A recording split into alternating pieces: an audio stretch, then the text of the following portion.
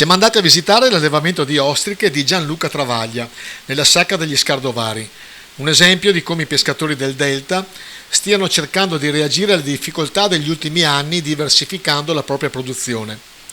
Dopo l'emergenza del granchio blu, infatti, gli operatori nella Sacca degli Scardovari si trovano ora ad affrontare una nuova sfida, l'innalzamento della temperatura dell'acqua che in questi giorni ha raggiunto i 32 gradi. Una situazione che sta compromettendo in particolare la produzione della cozza DOP, aggravata anche dal fenomeno dell'ipossia, ovvero la carenza di ossigeno nell'acqua causata dalla prolificazione delle alghe. Ecco, tu hai un allevamento di ostriche, stiamo andando a vedere il vivaio.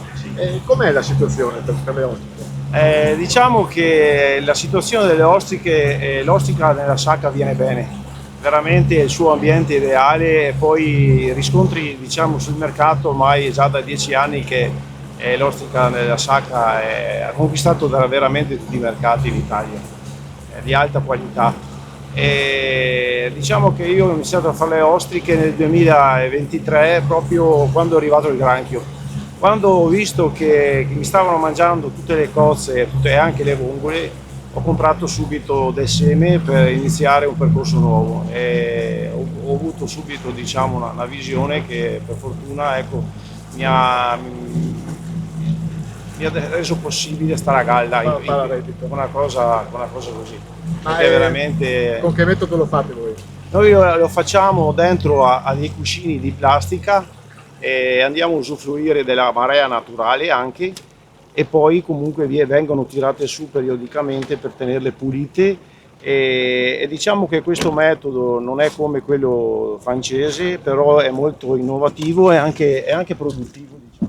Queste sono le gabbie. Questa è un'ostica ancora piccola, l'ho messa giù così è a maturazione. Diciamo che il quantitativo ideale dentro questo cuscino di plastica è giusto. Quando arriverà a circa un etto, diciamo che una poche così arriva a 10 kg, è ora di raccogliere il prodotto. E questa non sta soffrendo il caldo? Per fortuna no, l'ostica è molto più forte.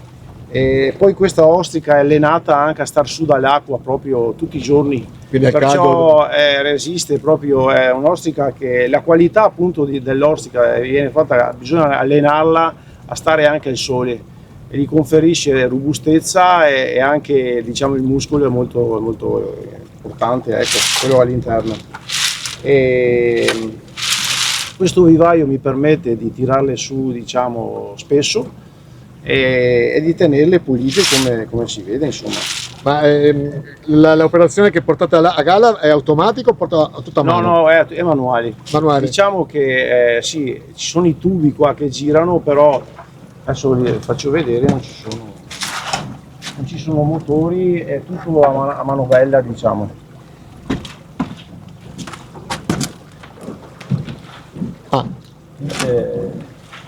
una passerella dove io salgo e fa girare la manovella che ce l'ho e faccio girare. Diciamo che aiuta tanto, perché in tutti gli altri vivai noi le ostriche le tiriamo su a mano, e a tirarne su centinaia tutti i giorni a mano veramente è una fatica enorme, ecco. Diciamo che quest'ostrica, ecco, non è meccanizzata, è manuale, però ecco, gli conferisce forse qualcosa anche di buono, perché la manualità è molto importante al giorno di oggi, insomma, ecco. E il granchio qua? Ecco, e questo metodo poi è molto importante, perché poi siamo sicuri dal granchio. Che il granchio non attacca? Perché il granchio non riesce a mangiarlo, perché comunque abbiamo visto che il granchio mangia anche le ostriche, specialmente quando hanno una grandezza così, proprio quando sono piccole? Sì, ma anche quelle grosse, non ci sono problemi, le mangia, riesce a mangiarle.